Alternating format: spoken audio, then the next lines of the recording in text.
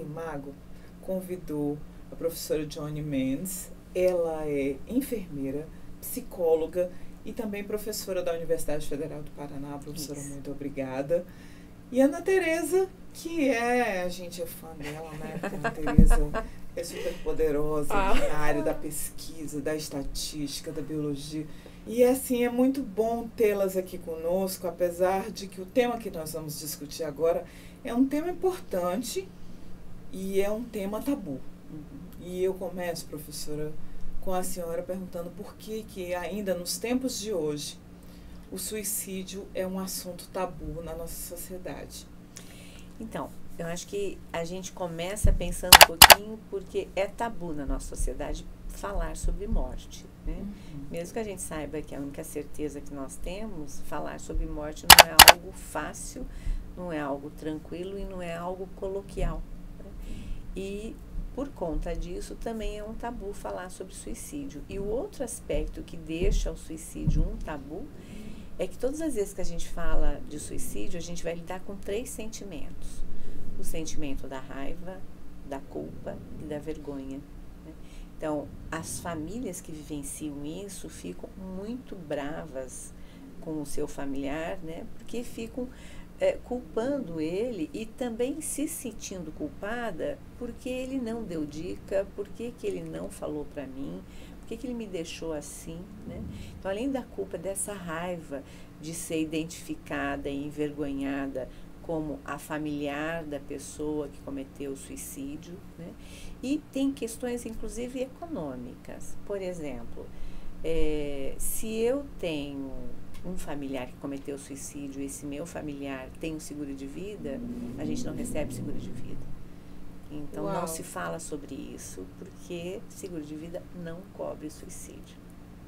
Também é um aspecto. E se a gente pegar a história do suicídio, ele já foi visto como um grande pecado, como um grande problema, e as famílias que tinham um caso de suicídio, o suicida era arrastado pela cidade depois, até que o corpo dele se espatifasse, né?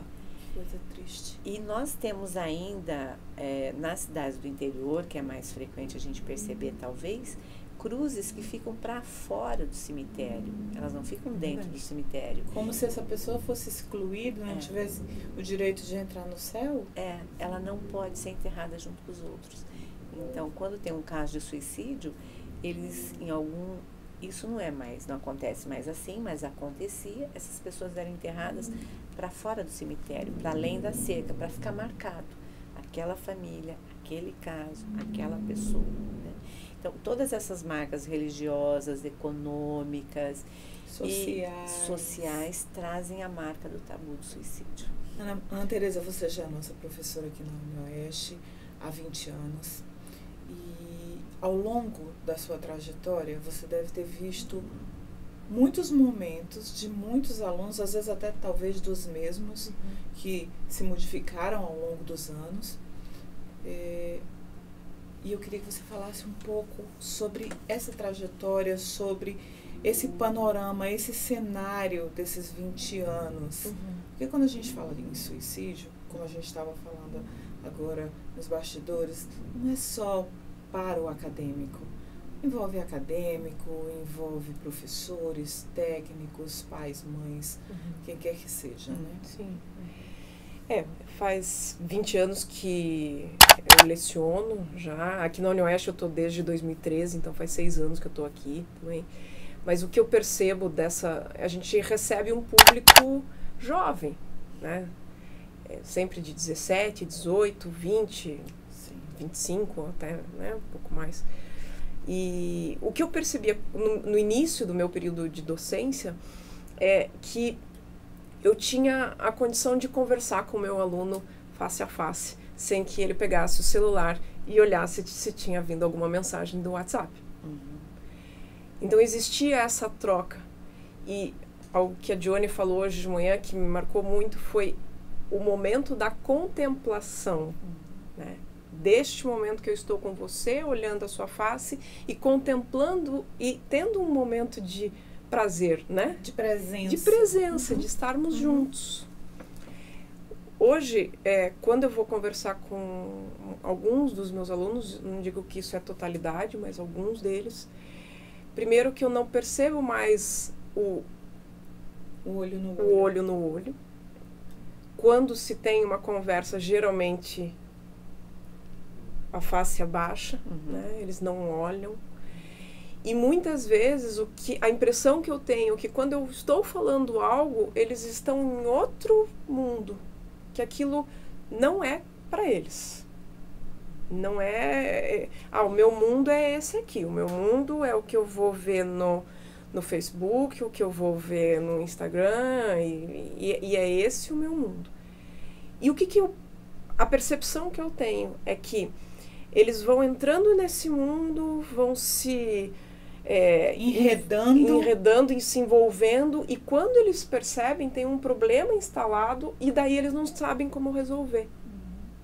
E como eles nunca pediram ajuda, né, eles pegam aquele sofrimento para eles e vão amassando e sovando aquilo cada vez mais, até que chega um momento de desespero completo, né? E a gente, aqui dentro da universidade, a gente tem vários registros, tanto de notificação, né, de tentativas, mas casos que realmente se consumaram, infelizmente, né? Professora Joane, olhando a fala da Ana Tereza, é importante que as pessoas saibam a prevenção, há como a gente detectar, olha, o meu amigo, o meu aluno, o colega de trabalho apresenta sinais que a gente precisa ter mais cuidado com ele. E isso é bem importante, Ana, porque assim, primeiro que a gente precisa tratar todas as pessoas como pessoas que podem estar em risco quando elas deixarem passar uma mensagem subliminar de que a vida não vale a pena, é um peso, eu não sei porque eu tô aqui, eu sou uma pessoa que perde sempre, não há motivo para eu continuar. Então, essas palavras, essas frases nos chamam a atenção para as pessoas em risco de suicídio. E aí, às vezes vem assim, mas qual deles? A gente não sabe qual deles. A princípio, todas essas pessoas que estiverem nessa condição, a gente vai ter que fazer um cuidado delicado. A gente vai ter que escutar, a gente vai ter que facilitar o acesso, o encontro, o olhar e fazer a pergunta. Porque algo que precisa ficar muito claro é, primeiro, suicídio é prevenível, né? Embora nem todos os casos a gente consiga dar conta, há pessoas que mesmo em todo tipo de cuidado, ela vai romper essa rede de cuidado, ela vai cometer suicídio, ela vai consumá-lo. Então, apesar de ser prevenível, algumas pessoas vão escapar. Isso é legal a gente ter muito claro, senão a gente desiste. A gente acha que não tem o que fazer, que a gente errou, que a gente fez alguma coisa que foi incapaz de impedir esse ato, mas nós já sabemos que alguns sempre escaparão. O outro aspecto é que há um mito de que a gente não pode fazer a pergunta, né? Que eu não posso perguntar se você tem ideias de suicídio, se você já tentou se matar, se você está planejando fazer isso, porque isso daria ideia para as pessoas. Não, isso é um mito. Na verdade, as pessoas já têm essa ideia. Quando a gente é capaz de perceber que há no discurso dela esse risco, a gente tem que abrir essa comunicação para que a gente possa permitir um canal onde a palavra seja usada para mediar a dor. Porque se eu tiver, como a Ana falou, eu estou incomodado, mas eu não sei falar, eu não sei reagir a situações, eu não sei encaminhar, eu não sei resolver problemas. Então, isso eu passo para o meu corpo, ou com cortes, ou com tentativas de suicídio, né? Então, é muito importante que a gente abra esse canal e que a gente tenha a clareza de que, ao fazer essa pergunta, a gente estabelece um canal de ajuda e não um canal de risco. E quando a gente percebe as pessoas que têm, além do pensamento, elas têm um plano e elas têm uma data, elas são as pessoas que estão em alto risco. Portanto, para essas, a gente precisa estabelecer atendimento, grupo de apoio, encaminhamentos, às vezes monitorar, inclusive, por WhatsApp. Essa mesma tecnologia Sim. que pode ser um problema, pode Sem ser a dúvida. nossa saída no momento que eu quero saber como aquele meu aluno que eu vi ontem e que estava muito vulnerável, como é que ele dormiu. Hoje, amanhã. Né? Como é que, assim, a gente pode acompanhar essas pessoas no decorrer.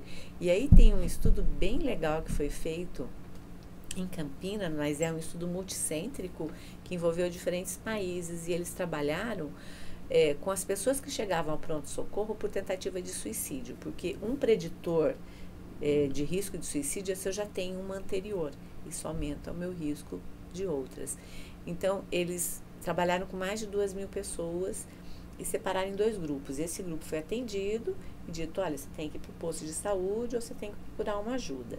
Para esse outro grupo, eles diziam isso também. Você tem que procurar uma ajuda, você tem que ir para o posto de saúde. Mas esse outro grupo, eles monitoraram por telefone uma vez por mês, durante 18 meses. E perguntavam, Ana, você falou que ia nascer seu netinho, nasceu no outro mês. Ana, você falou que você ia voltar a estudar, você voltou. Ana, você estava atrás do emprego, você conseguiu? Né? Monitoravam por telefone. Nesse grupo que foi monitorado por telefone, depois de 18 meses, em relação ao grupo que não foi monitorado, o grupo que foi monitorado teve 10 vezes mais novas tentativas de suicídio que no grupo monitorado. Então, olha o valor de um contato. Olha o valor de uma voz, né? De um carinho, de um afeto, de um estar com, né? Desse momento em que você se sente acolhido por alguém, né? Isso diminuiu 10 vezes o risco de novas tentativas de suicídio. Muita coisa. Ana, eu estava aqui pensando, de manhã foi aventada a possibilidade de que também as escolhas dentro da universidade pelos cursos não sejam corretas. Há uma pressão de se fazer cursos A, B, C ou D, porque eles podem proporcionar uma vida econômica melhor, X, Y, Z.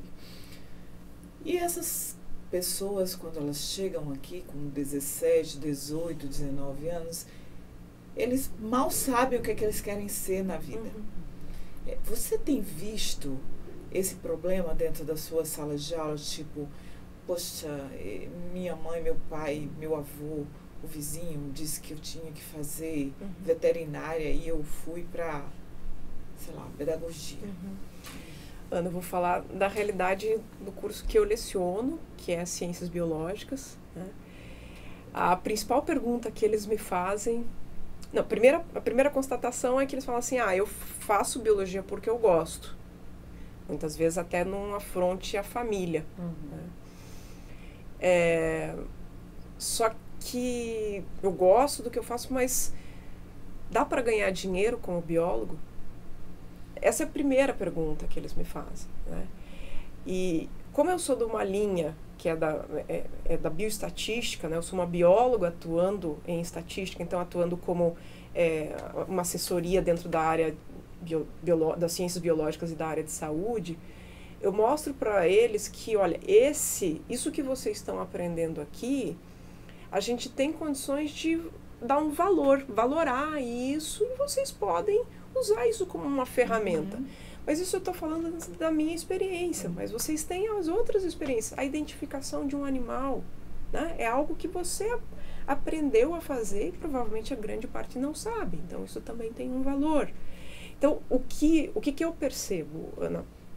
Eles entram nos cursos sem saber o que é o curso, primeiro. Eles entram ou por pressão familiar ou por afronte familiar, né? Mas eles, em todos os casos, eles, tirando quem é mais da área de direito, engenharias e medicina, que são os cursos tradicionais, a longa data, né? Que eram os cursos que ganham dinheiro, ditos que ganham dinheiro, né? Esses outros cursos, eles não sabem como.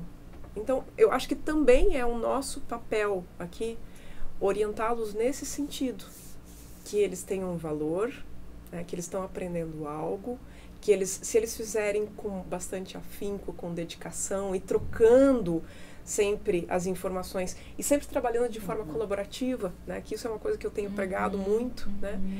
Com certeza eles vão conseguir se manter. E não precisa muito dinheiro também para ser feliz, né? Eu acho que você tem que ter o dinheiro suficiente para viver com dignidade, né? Conseguindo pagar suas contas, tendo seu momento de prazer, de lazer, etc. Mas com dignidade. Sim. Né? E eu acho que isso também é algo que nós, professores, precisamos aprender a ensinar.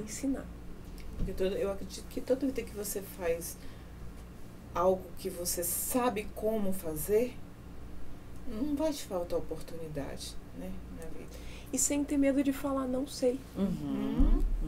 E ser proativo nisso, né? Eu vou buscar. Você pode me explicar como faz? E esse é o trabalho colaborativo que eu acho que é importante. Não sei fazer, mas eu conheço alguém que a gente pode contactar, que pode dar uma ajuda. Vamos ver se a gente pode contratá-lo. Né? Fazer a parceria. Veja, dentro do projeto de extensão que eu tenho com os meus alunos, a gente foi contactado por uma grande empresa, essas empresas que faz frango, peixe, né? Nós fomos contactados para fazer uma assessoria estatística para eles. Então, os alunos da graduação, né, foram para a empresa, viram como é que funcionava, criaram um modelo para conseguir reconhecer quais eram as falhas. Puxa vida, alunos da biologia, né, conseguindo fazer uma aplicação do conhecimento biológico e estatístico para a solução de um problema. Então, acho que é isso, a gente tem que ensinar mais e incentivar mais. Professora Joane, movimentos como esses podem atenuar e até salvar vidas. Existe um percentual, vocês fazem ou já fizeram um percentual desse índice de suicídio ao longo do tempo? Quais categorias, se mais jovens, meia idade? Então, tem algumas coisas que a gente já tem dados bastante fiéis. Então, nós sabemos, porque a partir dos anos 90, a Organização Mundial da Saúde trouxe o tema do suicídio como um problema de saúde pública. Então, a partir dos anos 90, os países começaram a tratar isso como um problema a ser enfrentado. E aí, com os dados e as projeções, a gente saiu dos anos 90 a 2000 para mais ou menos 940 mil casos ano no mundo. Depois passamos nos anos 2010, mais ou menos, para 840 mil casos. Redução. E agora, no ano de 2016, eles chegaram ao dado de 796. Então, isso indica para aquela hipótese anterior que suicídio é prevenível. Mas de todos os países que a gente tem, na verdade, uns 30 países que têm um programa nacional, que tem uma proposta estratégica, que tem isso como um problema de saúde pública, capacita profissionais e pensa ferramentas para abordar. Ainda dentro disso, nós já temos identificados alguns grupos de riscos, né? Por exemplo, nós sabemos que os idosos é a população que mais comete suicídio no nosso país. É mais do que o jovem, né? Se você fizer uma taxa, uma proporção entre o número de pessoas e o número de casos, né? E nisso, o que a gente percebe? Que a gente não fala do suicídio do idoso. Eu achava que era entre os jovens. Entre os jovens é aquele que mais aparece, porque ele sai na imprensa, ele tá na rede social. Então, o suicídio do jovem, ele é um suicídio com visibilidade, e o do idoso é sem visibilidade. Outro aspecto que é muito importante ressaltar é que, embora a gente, enquanto país, é dito pela OMS como um país de baixo risco de suicídio, porque a gente tem menos que 8 casos a cada 100 mil habitantes, se a gente for para alguma cidade, se a gente for para alguns grupos, a gente percebe que nós já somos um país de altíssimo risco para suicídio, que é acima de 16 a cada 100 mil. Se a gente pegar só os homens do Rio Grande do Sul, né, que cometeram suicídio e transformar isso numa taxa, a gente vai ter um indicador de que o Rio Grande do Sul é alto risco para homens cometerem suicídio. Como a população indígena hoje é a população de maior risco para cometer suicídio. Nós chegamos a ter, por exemplo, na proporção do Brasil, na população do Brasil, a taxa de 5,8 a cada 100 mil. Se a gente trabalhar só com população indígena masculina, isso é acima de 20. Nossa, é muito sério esse dado. Muito sério. Muito Então, sério. a gente tem dados que nos indicam quais são os grupos que a gente vai ter que priorizar no cuidado, né? Imigrantes, indígenas, população LGBTQI, são as populações que estão mais sob risco de cometerem suicídio. Professora Dione, Ana Tereza, muito obrigada pela presença de vocês.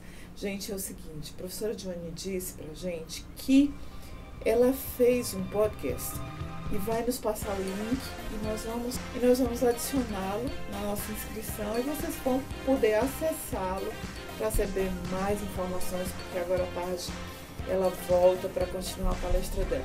Ok. Muito obrigada, gente. Eu que agradeço a Prazer. oportunidade. Obrigada. Tchau. Tchau.